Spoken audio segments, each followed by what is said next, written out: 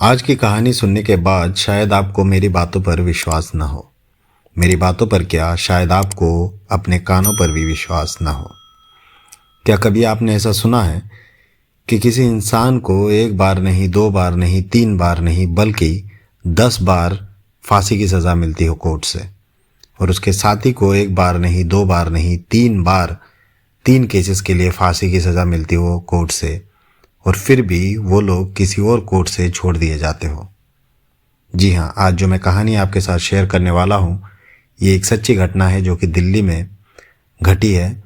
और 10 बार एक को और दूसरे को 3 बार फांसी की सज़ा मिलने के बाद भी उन दोनों कातिलों को बाइज्जत बरी कर दी गई है एक और कोर्ट से।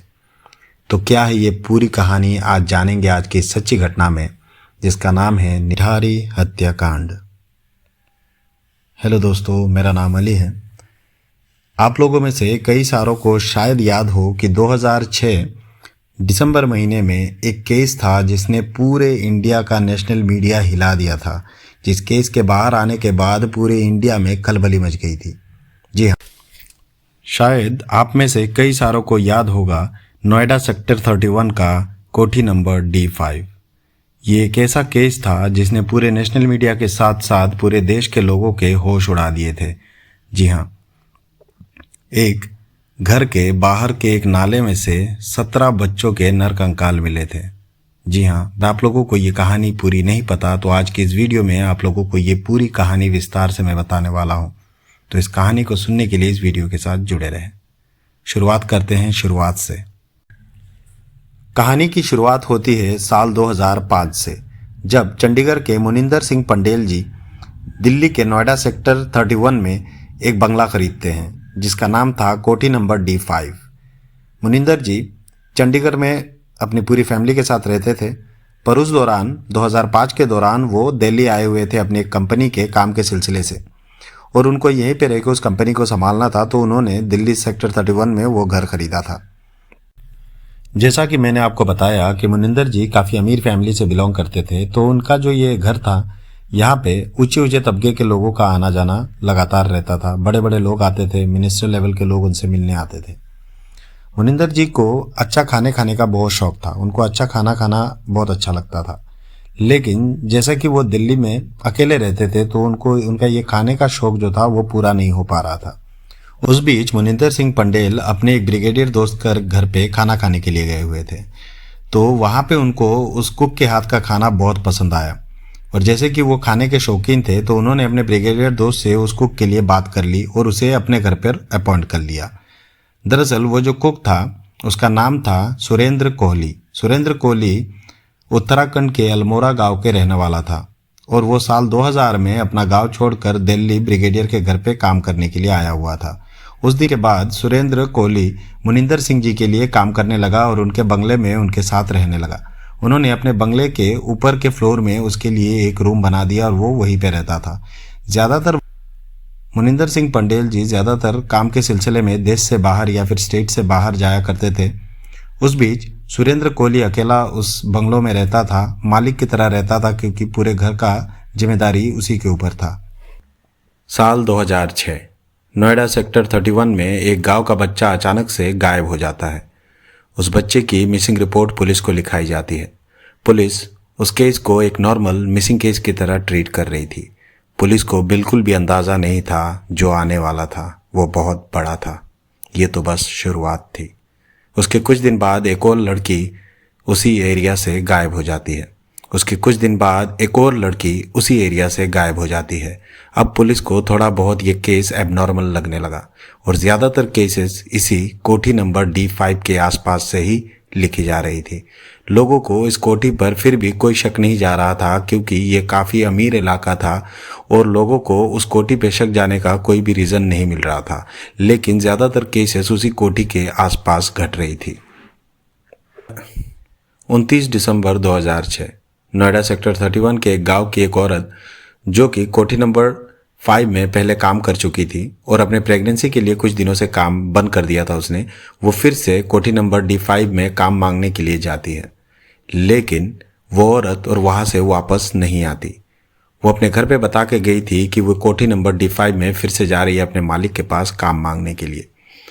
जब उसकी फैमिली ने उसके मिसिंग केस पुलिस को लिखाई, पुलिस कोठी नंबर D5 में पूछताछ करती है तो वहाँ से उनको पता चलता है कि वो औरत वहाँ पर आई ज़रूर थी, लेकिन आने के कुछ देर बाद वो वहाँ से वापस चली गई थी।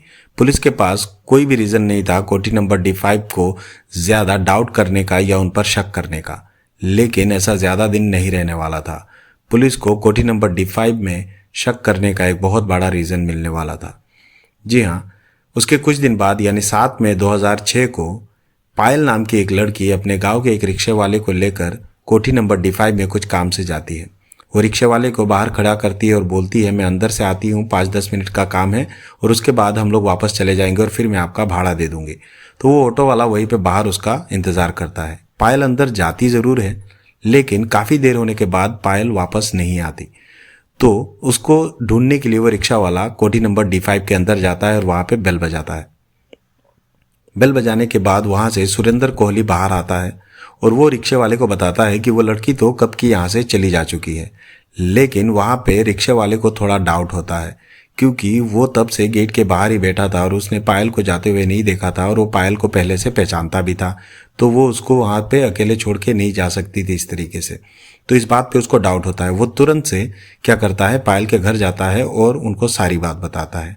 फिर पायल के पिता नंदलाल तुरंत से पुलिस के पास जाते हैं और उनको ये सारी कहानी बताते हैं। अब पुलिस को एक ठोस सबूत मिल चुका था कि कोठी नंबर D5 के आसपास से या कोठी नंबर D5 से लोग गायब हो रहे थे।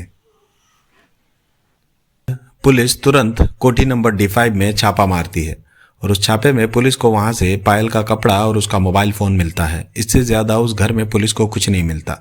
जब पुलिस वहां तलाशी ले रही थी तो उन्हीं में से एक पुलिस वाले को उस कोठी के पीछे के साइड एक ग्रिल नज़र आता है। उस ग्रिल का मुंह जो था वो साइड से लगे हुए एक नाले के पास खुलता था। तो पुलिस को थोड़ा बहुत वहाँ डाउट हुआ, तो पुलिस ने क्या किया, वो ग्रिल ओपन करवाई और उसके बाद वो बगल में जो नाला बह रहा था उस तक पहुंची। वहाँ पुलिस को नीचे बहुत सारे पॉलीथीन्स के बैग्स नजर आए। पुलिस को थोड़ा बहुत डाउट हुआ। उसके बाद उन्होंने क्या किया, वहाँ म्यूनसिपाल्टी वालों को बुलाया और उन पॉलीथीन के बैगों को खोलने के लिए बोला। जब म्यूनसिपाल्टी वालों ने उन पॉलीथीन्स के बैगों को ऊपर लाया और उसके बाद उनको खोला तो पुलिस के साथ साथ जितने लोग वहाँ पे मौजूद थे सबके होश उड़ गए। उन पॉलीथीन बैग्स के अंदर बच्चों के नरकंकाल थे। 1, 2, 3 ऐसा करते करते वहाँ नरकंकालों की पहाड़ लगने लगी। कम से कम 17 बच्चों के नरकंकाल वहाँ से मिले। कईयों के धड़ वहाँ से गायब थे। इस कहानी को इतना सुनने के बाद अगर आपको लगता है कि आपने कुछ बुरा सुना है, तो मैं आगे जो आपको बताने वाला हूँ उसके सामने अब तक की कहानी कुछ भी नहीं है। अभी जो आप सुनने वाले हैं शायद उससे बुरा आपने अपनी पूरी ज़िंदगी में कभी ना सुना हो। 29 दिसंबर 2006 को पुलिस मुनिंदर सिंह पंडेल और सुरेंद्र कोहली को अरेस्ट कर लेती है शक के बिना पे। 30 दिसंबर को उनके घर के बाहर के नाले की फिर से तलाशी ली जाती है और नरकंकालों को निकाला जाता है। 5 जनवरी 2007 को यूपी पुलिस उन दोनों को नार्को परीक्षण के लिए गांधीनगर लेके जाती है और उसके 5 दिन बाद यानी 10 जनवरी 2007 को ये केस सीबीआई को हैंडओवर कर दिया जाता है। सीबीआई 11 जनवरी को उन नरकंकालों को डिस्कवर करती है और 12 जनवरी को सीबीआई उन दोनों को इंटरोगेट करती है। उसके बाद 8 फरवरी 2007 को सीबीआई उन दोनों को 14 दिन के लिए कस्टडी में ले लेती है।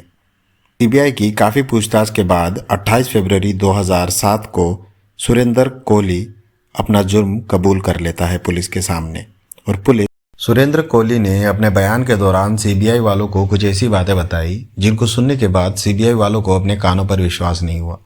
वो सोच में पड़ गए कि कोई इंसान ऐसा कैसे कर सकता है। सुरेंद्र कोहली सीबीआई को बताता है कि उसके जो मालिक थे मुनिंदर सिंह पंडेल जी, वो काफ़ी बार अपने घर में कॉल गर्ल्स को बुलाया करते थे। तो अपने सेक्सुअल डिज़ायर्स को पूरा करने के लिए वो घर में कॉल गर्ल्स को बुलाया करते थे और उनके साथ वो अपना टाइम स्पेंड करते थे। तो उस बीच सुरेंद्र जो था उनको छुप छुप के देखा करता था और वो भी प्लेजर लिया करता था। उसके बाद काफ़ी बार ऐसा हुआ कि उन्होंने उनसे बोला और उसने भी कॉल गर्ल्स के साथ टाइम स्पेंड करना चाहा, लेकिन वो उतना कैपेबल नहीं था, जिस वजह से उसका कॉल गर्ल्स जो है उसका मजाक उड़ाया करते थे। तो इस चीज़ से वो बहुत इरिटेटेड हो गया था। तो उसने अपने फ्रस्ट्रेशन को निकालने के लिए कोई तरीका सोचा और उसने जो तरीका सोचा वो बहुत ही खौफनाक था, जी हाँ, पहली बार सुरेंद्र ने क्या किया, घर के बाहर खेलते हुए एक बच्चे को उसने बुलाया और वो क्या करता था, बच्चों को इस तरह से बुलाता था, उसके बाद किसी बहाने से घर के अंदर लेके जाता था और फिर उनका गला घोंट कर मार देता था। फिर उनके डेड बॉडीज़ के साथ वो दुष्कर्म क्या करता था और उसके बाद उनके बॉडीज़ के छोटे छोटे टुकड़े कर दिया करता था और उसके बाद उनको पॉलीथीन के बैग्स में भर देता था और उनको बाहर नाले में फेंक देता था।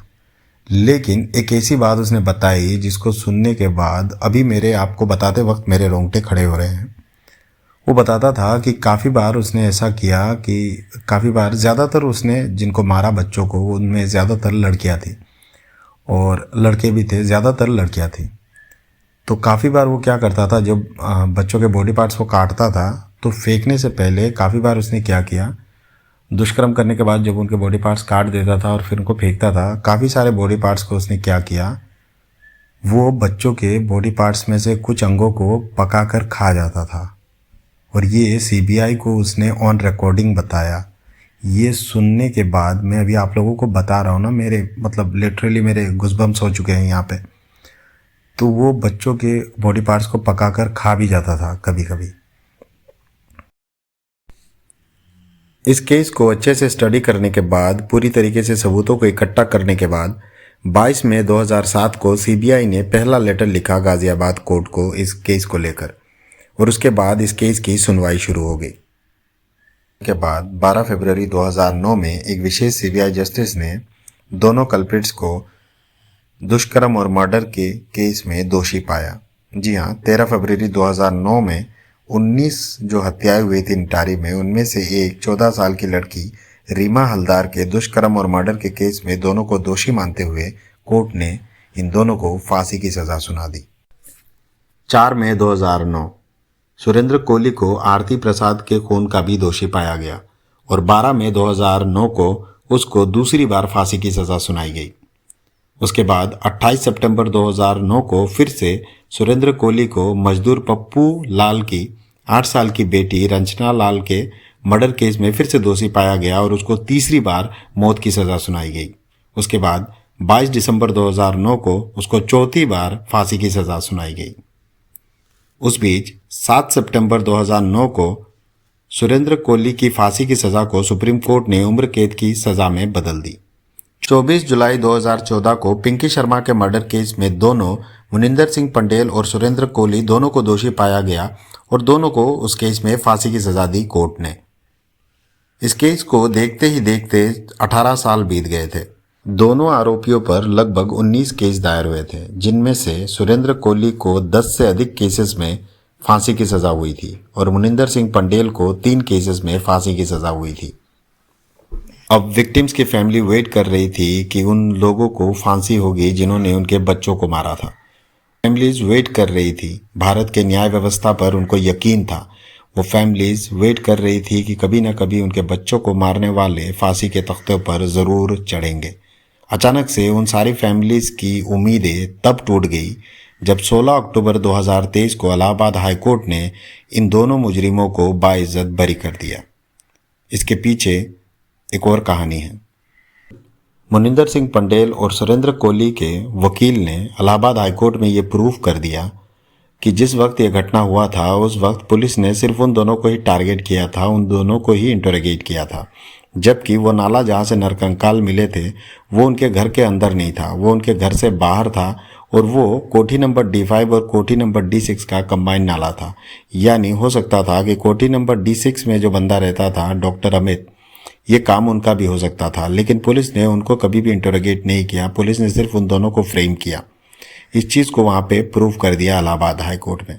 एक्चुअली इस केस में कुछ मेजर चूक भी हुई थी क्योंकि 18 साल हो चुके थे इस केस को। सबूत इकट्ठा करने में लापरवाही की गई थी और जो टेप्स बनाए गए थे, जो रिकॉर्डिंग्स की गई थी उनके बयानों की, मुजरिम के बयानों की, वो टेप भी गायब हो चुके थे और फोरेंसिक सबूतों की काफ़ी कमी थी। इसलिए इस केस में इजीली इन दोनों को एक बाईपास मिल गया, जहां से उनके वकील ने उनको इजीली इस केस से बाहर अभी तो निकाल दिया है फ़िलहाल। अभी इस केस में विक्टिम्स के फैमिलीज़ के लिए सिर्फ एक ही सहारा है और वो है भारत का उच्च न्यायालय, मतलब सुप्रीम कोर्ट, जहाँ पे अभी भी उनके पास मौका है और सीबीआई ने यह दावा किया है कि सीबीआई इस केस को सुप्रीम कोर्ट में ले जाएगी। आपका इस केस का क्या राय है इस केस को लेकर, और आपको क्या लगता है अगर ये दोनों इस केस में दोषी नहीं हैं तो आखिर इन बच्चों को मारा किसने था? आप अपनी राय ज़रूर कमेंट्स में बताएं और इसके साथ साथ अपने बच्चों का ध्यान रखें, अपने आसपास अपने बच्चों का और अपने आसपास के लोगों का ध्यान रखें। आप हर कहानी के आखिर में आप लोगों को सचेत करने की कोशिश करता हूँ।